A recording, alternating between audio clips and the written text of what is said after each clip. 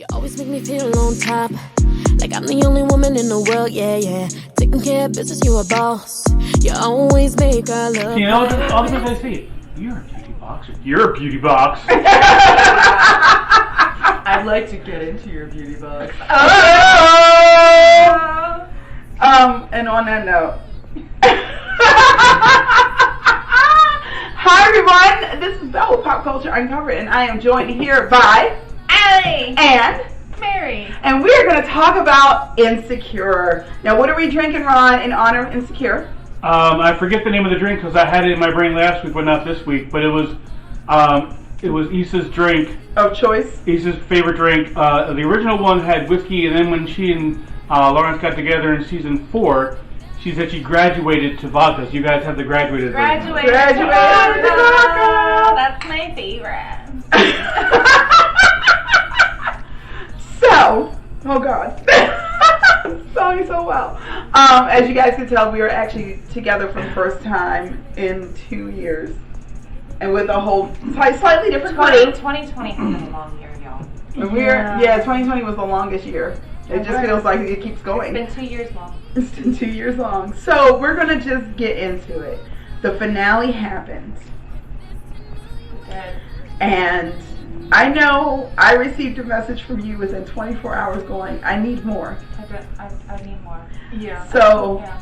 I'm just going to throw it to Allie first. You're saying, don't cry. Please don't cry. Oh, God. So, because it's been a while since I had like a girlfriend show that has been not just funny and entertaining, but fell in love with these characters.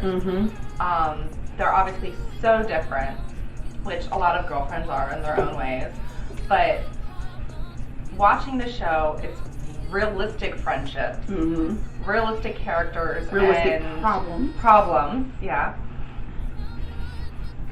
And it's hard to find shows like that nowadays, where don't get me wrong, obviously I love my Marvel shows and everything like that, and the characters are great, but this is something that I was like growing with them and went on these amazing journeys, and some really sad journeys, but just, again, seeing Issa go through everything and grow up. Grow up. And I'm gonna miss them. I want to see more from them. I know I've told you guys before, I would love for them to just give us a movie or something afterwards, like just to see where they could be. Where they are in 5 years. Yeah. Like they need a reunion at some point, because it was. I'm so glad you turned me on to this show. And I binge watched the first couple seasons. Yeah. And I was so excited for it to come back, and at one point we thought it was going to come back sooner, and I was so, of course, COVID delays everything. I was like, no! We were so hyped, and it was the day that we had to watch that terrible movie with Jared Leto and Denzel Washington, but we were like, well, at least Insecure is coming back. No, it's not! I remember that movie. It was bad. This is why I drink. Yep, it was bad. Is it Lido or Leto? Whatever, pizza. Anyway. It's off. What about you, Mary? Because Allie and I badgered you for what, like a year? You did. Well, for a long time I didn't watch because I didn't have HBO Max. So then Allie loaned me hers, and it's like, you don't have an excuse now. You have to watch Insecure. I said, okay, I'll put it on my list. And binged it immediately. It's such an easy watch, and we've talked about this before. Yeah. It's not a show that is necessarily for me just because I'm a white woman and I live on the East Coast. Right. But the writing is so good that almost doesn't matter. I feel like anybody can connect with this show. There are so many layers to it. A lot of the things that all of these characters go through, it's very real. Sometimes it's too real. A little too close to home. It's a little too close to home, but that's what makes it so good. And I really do wish we could get more. Yeah. The final episode, I was just like, we're missing so many We're missing so many things, and we're going to get into the final episode specifically, because we talked about how much we enjoyed the show, but I'm like, I want to break down the final episode in and of itself in the next segment. But for me, I haven't had a show like this since Girlfriends. For those of you who don't know, Girlfriends was Tracy Ellis Ross and a cast of amazing actresses. And It was on at the same time as Friends, just like Living Single was on at the same time as Friends, and just like both Living Single, so much better than Friends. Got straight up stole production and notes from Friends. Straight up stole premise from Living Single. The actual writers for Friends were on the set of Living Single, going, just take some notes. Yeah. So before they created Friends. But Girlfriends, this, as somebody said, Living Single walked and Girlfriends ran so that Insecure could soar. And you can see it. You can actually see the pedigree to you get up to and including the fact that cast members from both those shows showed up on Insecure. Yep. About that. That's right. Yep. Cast members from both of those shows showed up on Insecure. So, and on Black Lady Sketch Show. So this show meant so much to me because one of my things that has been an ongoing thing as a woman, as a black woman, is I get very tired of the only representation that we have in film and television being Oppression Olympics. Black people can't be represented on screen unless we are teaching a lesson or we are being oppressed so that we can make white people feel better. We can't just exist. This is a show where we just exist. We are allowed to be varied. I mean, the girls themselves, they come from very different backgrounds. They are, all of them, let me change that. All these girls are more upwardly mobile than most people in general, to be perfect. Let's be really honest, especially Molly and Tiffany. They come from money, and you can tell. But Issa and Kelly. Yeah. My favorite character. Oh my God, Rain. Issa and Kelly come from upper middle class, and you can tell. But the men in their lives don't necessarily come from that. And it was nice to see that wide range of representation, and there was no lesson to be learned from it. Not to mention the difference in color and the difference in body shapes and the difference in one of these is one of the little things, and Ron and I have actually had this conversation about how, especially in television, but specifically in comedy and sci-fi, there's only allowed to be one hot black chick at a time, and she's always tends to be high yellow, as it were. And for those who don't know, it's an old Southern saying. I am not that. I am considered, I would be considered cinnamon or chocolate. I'm chocolate. And, thank you. But if you are, let's say, Jada Pinkett Smith, that would be considered a high yellow. And they were always, that's the only ones that were allowed. Not, you don't want too black, not too black, it's a whole trope. But you don't want too dark. You don't want too light either, because you want her to definitively be black. But she can't be too light. Which is why a lot of lighter skinned black actresses succeed in Hollywood, as opposed to darker skinned actresses like music and everything else. Historically, yeah. And that's one. And so to see on this show that it was always a given that Molly was the hottest one. Like, it was always. It never occurred to anybody. Molly and Kelly were the two hottest ones on the show. Kelly and I have a different dude every damn week, it seemed like? She did. It was like every way. She was not typically thin, but she was typically gorgeous. And Molly is the darkest cast member, and yet Molly, everybody was always pursuing. Remember when they were doing the hike, and Issa was like, that guy's looking, and Molly did not care. Yeah, because Molly knew her worth, at least physically. She knew her worth, but we want to talk about that too, because we got to talk about the journey that our girls have made. So for me, to see women of different shapes and sizes, to see black women of different skin tones and ethnicities, because people always think that people are a monolith. And the fact that we got representation of the fact that, like me, Molly's family is not originally from this country. And they worked in some of Yvonne Orji's actual backstory into her family's background. I freaking love that. And again, I will say, I've said it before and I'll say it again, if y'all don't cast Yvonne Orji, if Michaela Colt is not playing Storm, then you better be casting Yvonne Orji, because she looks like Storm came to life. She literally looks like the drawing came to life and walked off the page. So it was just nice to see that. It was nice to see that. One of the things I hate about most comedies in general, and most shows in general, especially really in all honesty, is that the problems the characters have are self-created. And we're going to talk about the other show that you don't want to talk about, but we got to talk about it when we talk about Insecure. We're going to save it for last. I'm going to just let you rant. I'm glad there's alcohol. Yes. But a lot of their problems, these characters' problems, are self-created issues.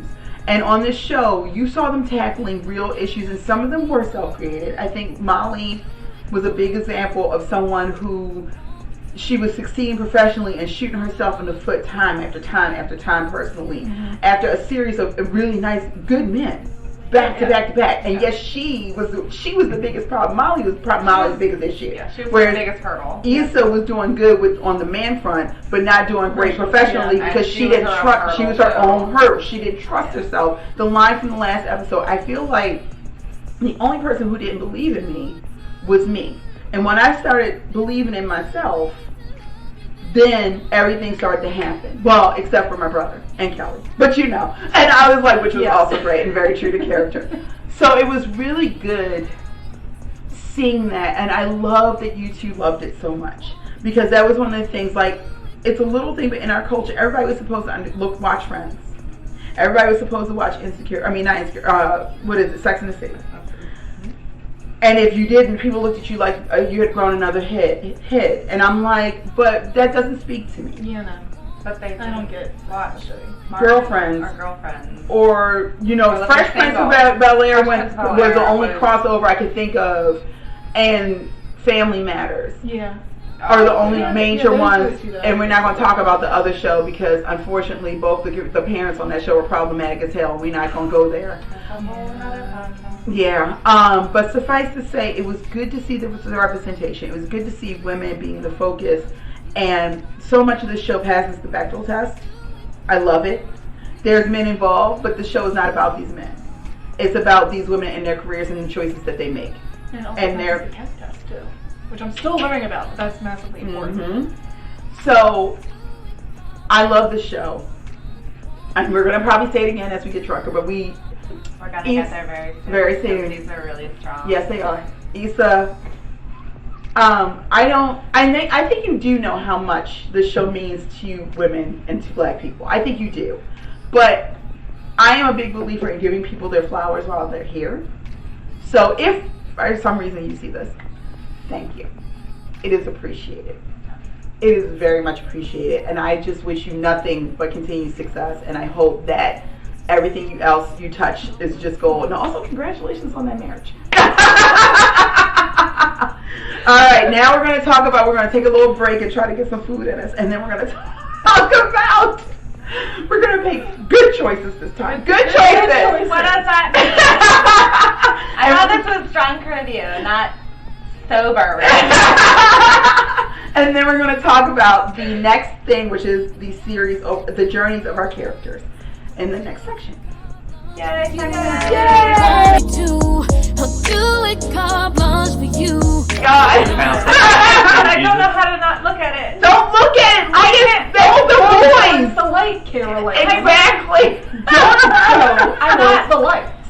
I can't help it. I feel like I'm off to the flames. Okay, Janet. Anyway, we're back, and as you can tell, we've been drinking. I don't know what you speak of. You're like, I don't know nothing about who's drinking what now. So we're going to talk about, oh my God, this is such a disaster. Anyway, It always goes this well. it's going exactly the right amount of well that it always does. We're going to talk about character journeys. So let's start with Tiffany. You want to throw it to you, Mary. So, to clarify, have either one of you watched the We still haven't watched it. I have not. I have not. I have, and I cried, and I missed And some that's of it one of the because reasons I I had to haven't. walk away Yes. because I had to get tissues, and I left it on play, but I was like, I don't want to rewind it because. I don't want to cry anymore. I'm good. But I don't want to. it's But it was good. It was good. It was good. It's It a was like cathartic cry. It's good. I was just like, I'm not a good crier, so I needed to like step away. I understand. So, But in the end, Tiffany says that she. Amanda Amanda Seal says that Tiffany starts off as basically just the stereotype of the light-skinned, bougie chick. But throughout the course of the show, like all the other women, she really does grow from that. Yeah. And you can kind of see in the early seasons, she is definitely a little more catty than her friends. Yeah. She does not mind stirring that pot, and stirring that drama up for her own entertainment. But as the show goes on, she goes through a massive journey. Yeah. And her girls are always there for her. Yep. Kelly in particular, but the one thing I did like was how the show always focused on they are a good friendship. They're a unit. But they do have their besties. So it was always Issa and Molly, Tiffany and Kelly. Yeah. And I like that they focused on Kelly's insecurity about when Tiffany got pregnant. She goes, "Who are these bitches that are playing your baby shower?" Yeah, that hit me real hard in a personal place. I hated it because again, I think all three of us have gone through that. Yep. At one point, where we're like, "Who is this person and why are they?" But I've literally known you for like 25 years. Yeah. Who are these people? Who are these people? I've never met these people. And let me just tell you, people that have no babies can throw a really good baby shower. Right. True. We do. Anyway. We know how to throw parties. Has her journey with postpartum. That was one of the other things That I was so really loved exciting. about this show is that they focused on mental health in a way that a lot of shows have not in the past and still don't. And they did a really good wide spectrum. They focused on Men. the men and the women. Yep. Across the board. And not just the obvious with Nate, but also with Derek and also with Lawrence. You saw a lot of their mental health struggles in very subtle ways. But we saw it. But Nate was the most obvious. But I'm like, no. But there were subtle things like Lawrence's depression in the first season. Oh, yeah. Like that manic depression that just, he blew up his own life because he was depressed. And he wasn't dealing with it. And I really liked that. And didn't know how to deal with it. And didn't know how to deal with it. And that stigma of, can I talk about it? Yeah. I'm a man. Like, I can't ask for help because I'm a man. So it's, again, I shouldn't talk about it. So I hate to say it, but refreshing that a show did this, but it shouldn't be refreshing because it's so... It should be normal. Yeah. Because it is. It's every day. I think this show is really going to help with normalizing having that conversation. Yes. What about you? With Tiffany. So, okay, I adore Tiffany because in a lot of ways I can relate to her because she always tried to be the positive, like, even when it was inappropriate. You're like, I don't know. Again, I can all relate to a lot of the characters in many different ways, but there are some ways I can relate to her. Not with the baby thing, but I think just seeing her and the casting thing from the special or the end special, which she was like, yeah, this is my character. This is who I need to be, and it was a perfect cast, but it also showed like, yeah, this woman can act. Her portrayal of postpartum depression was.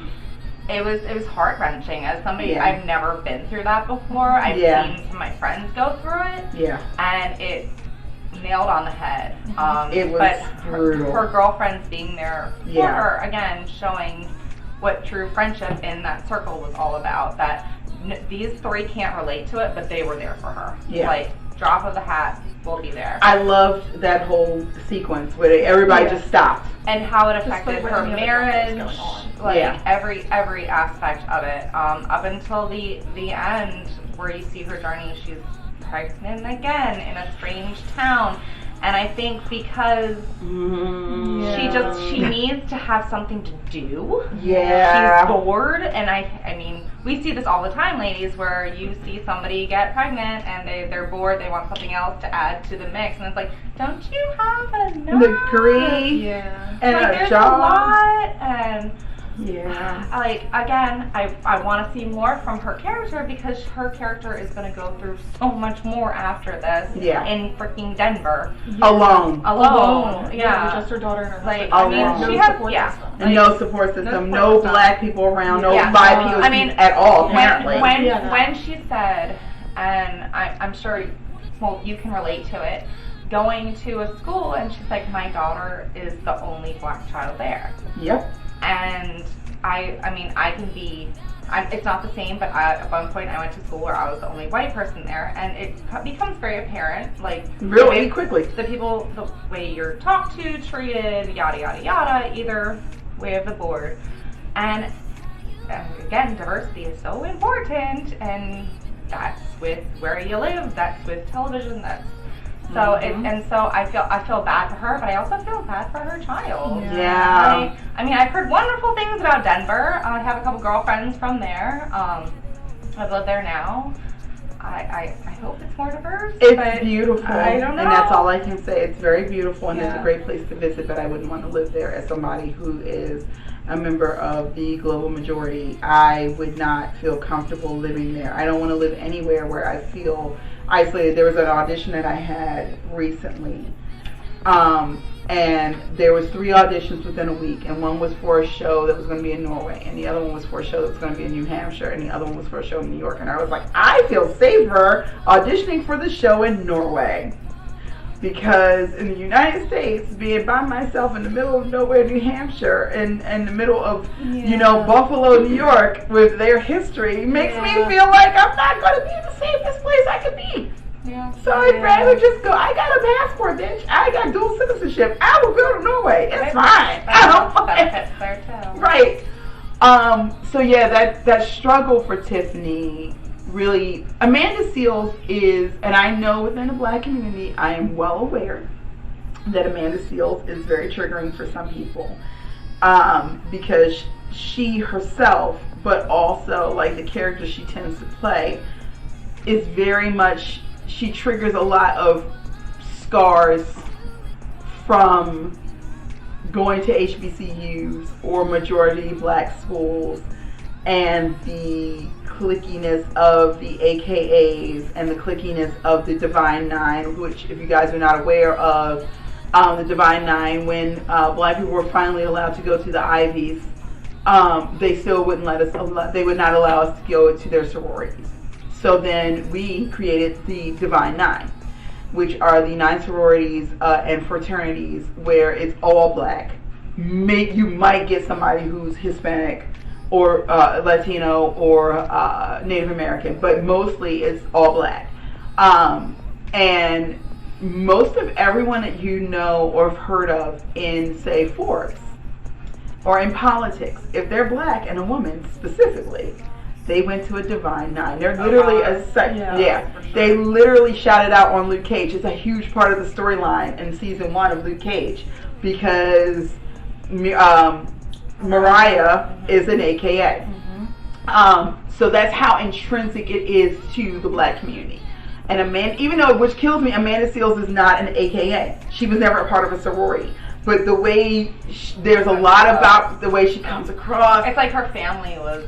It's very. I can see why she's triggering for people, and I don't always agree with everything that she says, but give her flowers. She does an amazing job with a character who could just be a caricature. Yeah. She could be, it took a long time for Whitley to become an actual human being on a different world. Yeah. Amanda Seales could have been Whitley 2.0. Yeah. She isn't. It took a long time because people remember a different world differently, but I'm like, Whitley wasn't really the person until Denise left, and they had to go with the next stronger actor in the crew, and they kind of focused on Jasmine Guy.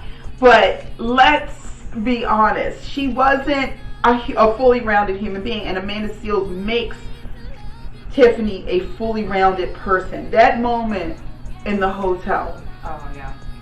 Last season, I should say. And I was like, please don't kill yourself. Please. And the way Issa writes this show, there was a 50% chance that she was going to kill herself. Oh, yeah. There was, because Issa doesn't pull back. Mm-hmm. Her and Prentice Penny never pulled back from real shit. So, there was a 50% chance that they were going to get to that hotel and Tiffany was going to be dead. Yeah. Or she was going to do it while they were there. And so that's some real talk, because y'all, postpartum depression is no joke. And if you're going through it, please get help. Don't shy away from getting help. And have your partner have your back on it. Yes, or everybody your needs a family Derek. on your back on it. Like, real talk, every guy needs a Derek for a friend. Yeah. And every woman needs a Derek. I got my Derek. Because, yeah. Like, obviously, it's not just the mothers. Fathers. I shouldn't say every woman. Every person like, needs their Derek. Because it's a life-changing presence in your life. And it's going to affect your psyche, whether you are male or female. Your whole body gets destroyed. Yeah. When you have a baby. From And what people, I've heard. that's not even hyperbole. That's just facts. That's like your body gets destroyed, gets put back. They literally stitch you back together. Your organs literally get rearranged. Yeah. While you're So, growing like a whole human being. Like, Yeah. So Amanda Seales does a great job with that, and I just really appreciate the subtlety.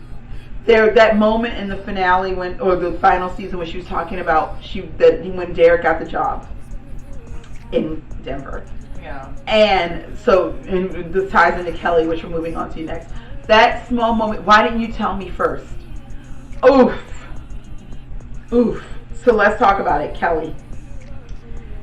Man, Kelly's journey has been wild. She died. She died. Let her have this. Let her have this. Let her have this. Okay. Remember me different. So I love her journey of, yes, she is the go-to friend, the easygoing party girl, gonna be crazy, fun, love it. Got guys falling off of themselves every time they turn around. You see Kelly with a different, she's throwing them away. Kelly had so many dudes, and she was like, "Do you want one? Damn." I mean, I kind of want to be like, yes. Guys, And can you help me? Right? Like, if I could have like a little bit of her amazing Everything. Her confidence is like, it's what I aspired to be when I grew up one day. And just seeing her transformation. Okay, her not drinking, although apparently champagne. The difference, champagne is not alcohol; it's a fizzy. Yeah, it's a fizzy drink. Fizzy drink. So part of this is alcohol, right? That's from her standards. This is just saying. This is all alcohol, even though I don't know. My brain is like, whoo. So,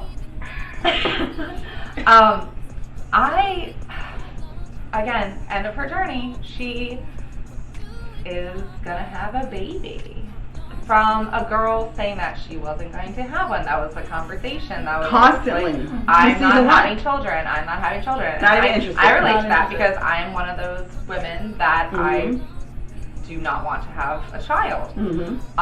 And she met a man that but I don't want a kid, but I want his kid. But she was like, wait a minute, I want this level of intimacy. Intimacy, but I think, again, I want to make a larger family. Yes. With this person.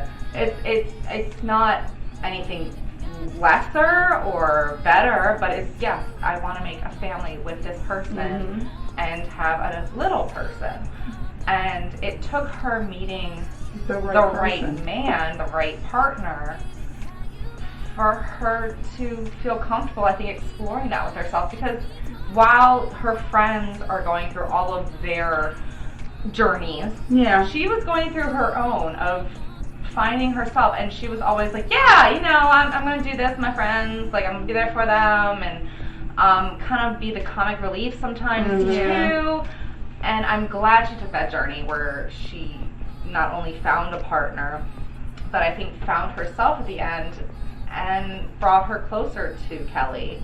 In that, I'm hoping. You mean Tiffany? Tiffany. Tiffany. We're talking about Kelly. Sorry. The drink is kicked in. Hello. I'm doubling names. But again, her and Issa, because again, Issa was like, wait a minute, you were gonna be my friend that doesn't have children, and you did. And it came out of nowhere. And now she's kind of a stepmommy. And she's a stepmom. So it's like, what? Molly, don't do it. Yeah. It was interesting you should say that, because I remember the first time I watched the finale, and it felt like it came out of nowhere for me, especially Kelly having a baby. But then I kept thinking about the journey she's been on for about 2 years now. Kelly was always the friend who never cared about guys. She was just there, like, and which was hilarious because just like in real life, the less a woman or a man or anybody or however you identify doesn't care, the more they throw themselves at you. You can't get them off like leeches. And taking mental notes. it's true. I will tell you that when I was absolutely not looking for anything, I had the most people of both genders throwing themselves at me, and I was just like, I'm not interested, and it wasn't happening. It was okay. I'm just saying. So It's very different for me. I'm like, for me, from personal experience, that's what happened. The less interested I was, the more they showed up, and I was just like, I don't want you. Leave me alone. But anyway. Get off that Kelly test. Kelly had back, like Right. if one guy didn't show up, she's like, that's fine. That's fine. I got two more in the bank. Right. Yeah. It's fine. So it was like, but her journey wasn't about the dudes. Her journey was about finding herself professionally. And I think what was interesting for me is that once she settled, not in what she truly wanted to do, because she's very good at her job as a financial advisor. And I remember the line that struck me was, I'm tired of making rich white men richer. And once she made that decision in that area, that's when the other stuff came. It was like a domino effect. Once she made that decision and accepted Molly's offer to be a part of her firm and be on their financial advisory team for both families and black-owned businesses and black families to set up your life so that when you leave this earth, your family is taken care of. And she started doing what she's really good at, but with a purpose and a passion. Yeah. That's when the dominoes shifted. And and it was only upon rewatch that I was like, that's when the decision was made. Okay, now that I know what I want to do with my life, now that I know what I want to be when I grow up, now I can concentrate on this personal life shit. And I think that was very interesting to me because a lot of people think that I've got to get my personal life in order first. And I'm like, that's not necessarily true. You got to get whatever it is that's your passion in order first. You got to be fulfilled as a fully functional human being first. And then usually, as it happens, all the other stuff comes. But you got to find out who you are, whatever that means. Whatever that means. You got to find out who you are. And I thought that was really interesting. And that's how because at first, y'all know, I was really jarred. I was like, I don't know how I feel about Kelly's ending. I truly don't. But once I started looking at it through that lens, I'm like, oh, okay, yep, you know what? That actually makes sense. What about you?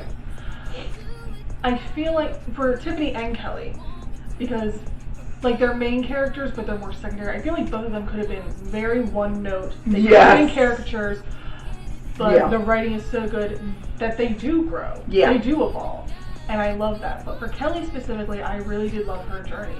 For being that single friend who's just happy, doing whatever. She's down to help you out if you need something. She's always got your back. She's got guys around the block. Oh my gosh, she's hilarious. It's fine. She's good. Right. She's got a bunch of rotation. She's fine. And then growing into, I'm ambitious. I'm smart. And owning her ambition. Because I think that was a big part of it, too. Yes. Yeah. Maybe she felt like she Couldn't do be. it. Yeah. But she could. Yeah. She proved she could. Yeah. And just branching out and doing her own thing, dealing with her alcoholism. It's fine. It's a bubble. I am going to use that as my rule. Champagne is a seltzer. Wait a minute, that already happened. But no, the finale did jar me because, I mean, first of all, it's been a while since I watched. I don't think we ever saw that guy before the finale. I was so we confused. don't know anything about like, him. who that dude? Like, who is it? Like, he's good looking, good for her. It's usual for Kelly. Wow, who that dude? Where did he come from? What's his name? What's he do for a living? Like, we don't know anything about him. I don't even recall if we heard him speak. Like, we know nothing. So I don't think we heard I him feel speak. protective of Kelly. No, that was a different guy. Because remember they were like, how did you two meet? And it was a totally different guy. Oh, yeah. Yeah. It's a totally different, it was a totally different guy. That's why I'm like, I feel protective of Kelly, because I'm like, clearly time has passed. They've all probably met him at some point. Sporadically. We need some backstory here. We need spin-offs then. Yeah, that's part of why I just struggle with the finale. So I'm like, I need more details. Like, I need to know this man's name, what's his job, how do they meet, How does he treat her on a date? Like, I need to know the depths. Ellie's friend. Yeah. I need the deets. I need the deets. Yeah. Yeah. But I did like how she did say, it wasn't that I didn't just not want to have kids. I didn't want to have kids with just anybody. Yeah. I was waiting for the right person. Yes, I was looking for and that the is right a person. huge That's a huge difference. And I was like, I wasn't sure before, but that makes sense. And that makes perfect sense For her, Kelly. specifically. Yes. Because Kelly never needed a man. No, she never did. She never, I will say to an extent, Issa and Molly and Tiffany always needed to have somebody. And Kelly never needed that. Mostly because she couldn't get rid of him if she tried. It's like but still. God bless her. God bless her. But still. Sounds exhausting. I'm like, how you gotta be, like, Kelly living her best life at all times, okay? But yes, like, she just didn't need it. So it made it a lot easier for her to make, I think, in some ways, better choices. Which is a lesson in and of itself when you focus on yourself. Not selfishly, but in honesty, saying, I gotta put my career and my wants first. Not to be an asshole, because Kelly was always 100% there for her girls. And she always kept it real. Of everybody. And she was She was the one very that, she was selfless. very selfless, and she was always the one cleaning up the messes that they made amongst each other. Oh, yeah.